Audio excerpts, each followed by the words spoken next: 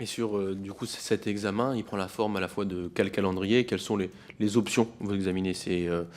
C'est envisager des emprunts à moyen terme, c'est envisager des emprunts à long terme. Quels sont les éléments qui sont dans la balance et sur lesquels, du coup, vous aurez à un horizon donné des résultats ou un avis?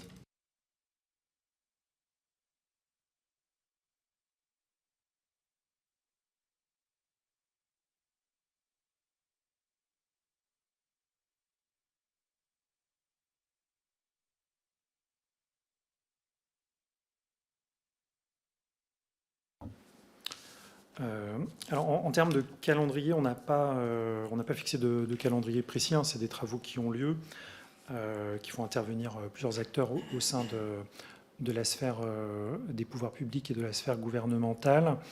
Euh, un des facteurs qui suscite cette réflexion, c'est l'évolution du déficit prévisionnel de la sécurité sociale dans les prochaines années.